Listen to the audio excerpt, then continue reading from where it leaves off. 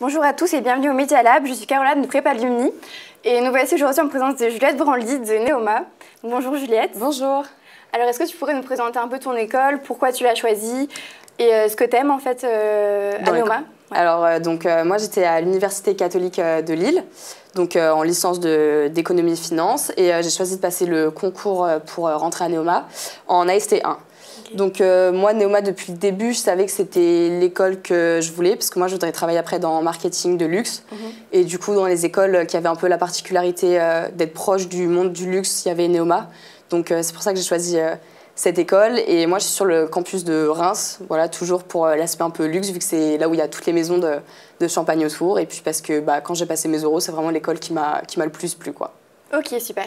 Et d'ailleurs, en parlant des oraux, donc est-ce que c'était compliqué? Tu as eu des difficultés ou Alors, pour mes oraux, les oraux, on a tous des expériences un peu différentes. Ça dépend vraiment du jury.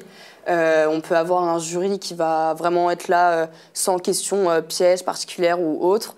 Moi, c'était mon dernier oral, celui de Neoma, donc du coup, on va dire que j'étais un peu plus en confiance par rapport aux autres écoles. Donc le jury l'a peut-être senti, il a voulu un petit peu me tester et voir. Donc c'est vrai que c'était un jury un petit peu... moi, je suis tombée sur un jury qui me testait un petit peu, voir si j'étais sûre de ce que j'avançais.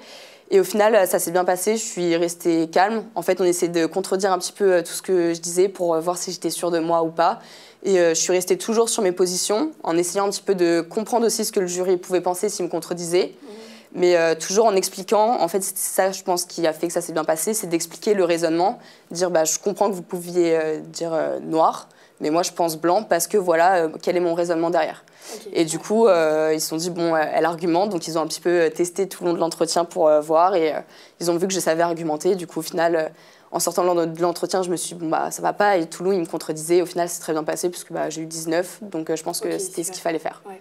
Voilà. Ok, super. Et concernant tes notes, donc tu as passé le TAJ 2, c'est ça? Ouais, exact. Année.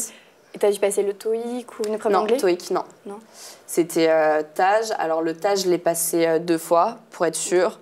J'ai eu 109 au premier et 115 au second. Ok. Voilà. Ok, d'accord. Et concernant les assos, donc dans l'école, Neoma, c'est ça? Alors, faut savoir que l'école, quand on arrive la première année, il y a toutes les assos qui sont là, qui viennent, qui se présentent, et il y a vraiment énormément d'associations. Enfin, il y en a pour tous les goûts. Tout ce que vous voulez faire, vous trouverez toujours une association. Moi, je sais que souvent, tout le monde a une association. Il y en a même qui en ont 2, 3. Moi, par exemple, je fais partie de 2 associations. Donc, moi, vu que je veux travailler dans le secteur de la mode et du luxe, du coup, j'ai pris des associations qui sont sur ce thème-là.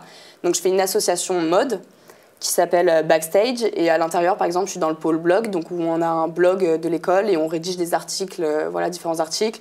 Donc chacun fait les articles qu'il veut. Moi, par exemple, je me suis spécialisée sur les biographies des créateurs de couture et tout pour apprendre un petit peu à mieux les connaître.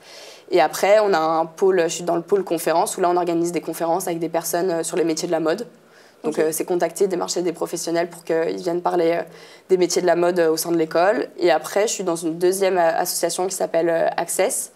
Et là, c'est une association qui regroupe un petit peu tout ce qui est œnologie, champagne, luxe et un petit peu tout ce qui est gastronomie. Et donc moi, je suis au sein du pôle luxe. Voilà, mais on peut faire pôle champagne. Enfin, il y a vraiment, dans chaque association, c'est des associations par thème. Vous voulez faire de l'humanitaire. Il y a des associations qui servent à aider, par exemple, les jeunes en difficulté scolaire, faire du tutorat. Il y a vraiment de tout. D'accord, ok. Donc en général, tu es satisfaite on trouve toujours l'association qui correspondra à ce qu'on veut faire. Et même moi, je l'ai pris par rapport à mon projet pro. Et en soi, c'est ce qui me passionne. Mais par exemple, vous avez envie de faire de l'équitation, vous pourrez toujours faire de l'équitation. Enfin, il y a vraiment de tout. On trouve de tout. Et c'est important de s'investir, d'être dans une association parce que quand vous arrivez, vous ne connaissez pas forcément du monde. Et du coup, ça te permet de voir un petit peu, rencontrer des personnes, tout ça. Ouais. C'est vraiment super important, je pense, les assos.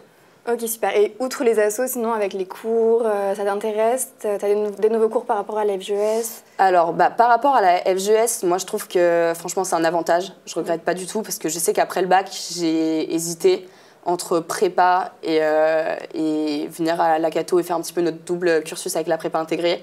Je ne regrette pas du tout, parce que je sais que je n'avais pas le profil pour faire prépa. Moi, je ne pouvais pas faire quelque chose de apprendre par cœur. J'avais besoin de quelque chose de plus concret et de faire, par exemple, les stages avec la FGES.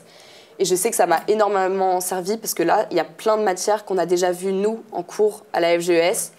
Et du coup, il y a des choses, c'est de la révision. Et il y a des choses, ça fait pas de mal de les revoir. Moi, par exemple, en compta, je sais que j'étais pas super bonne en compta à la Cato. Okay. Et que là, du coup, j'ai de nouveau des cours de compta. Et par exemple, par rapport à des personnes qui viennent de prépa S ou prépa L, il y en a un petit peu. Eux, par tout ce qui est éco ou autre, en fait, ils débutent, ils n'ont jamais vu. Et nous, on a déjà toutes les bases. Donc, les cours, on les comprend bien mieux, quoi. Okay, c'est un avantage. Ouais. Et même par rapport après, on arrive dans l'école, on a déjà des expériences professionnelles, alors que par rapport à des prépas, ils n'en ont pas. Voilà. Ok, merci.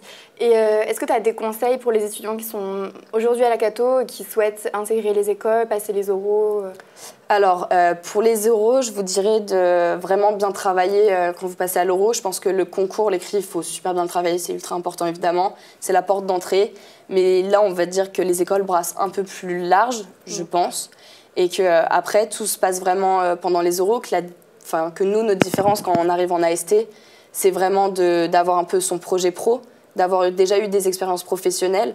En fait, ils nous recrutent plus par rapport, on va dire, à notre maturité. Ouais. On a déjà mis un pied dans le monde professionnel, même si c'est un petit stage ou autre. Ça, je pense que c'est vraiment un atout. Ce que je conseille aussi aux étudiants, c'est vraiment de faire un stage quand ils sortent de la Cato pendant leur été, transition entre la Cato et quand ils vont rentrer en école. Moi, je sais que c'est ce que j'ai fait au moment où j'ai passé mes oraux. J'allais rentrer dans mon stage et c'était un plus qui voit que même si j'avais pas de stage obligatoire à le faire, j'en faisais un qui était dans le milieu dans lequel je vais travailler plus tard et que j'étais vraiment là parce que mon projet professionnel il était construit. De penser après aussi, par exemple, si vous allez dans une école, par rapport à son environnement, par exemple, vous voulez aller n'importe quoi à Kedge, vous voulez travailler dans le vin, vous dites voilà, je veux venir à Bordeaux parce que c'est la ville du vin. Moi, c'était le cas, je voulais travailler dans le luxe, donc j'ai dit je veux venir à Reims parce que c'est la ville du champagne. Pensez aussi à parler un petit peu peut-être de l'environnement de la ville, connaître évidemment l'école, peut-être avoir des idées d'association et connaître les masters, la base, savoir ce que propose l'école et montrer que l'école va servir votre projet professionnel et que vous avez besoin de cette école pour vous aboutir à votre projet professionnel. D'accord. Ok, merci Juliette. De rien. Et merci à tous, on se retrouve pour une prochaine vidéo d'interview Prépa Lumni.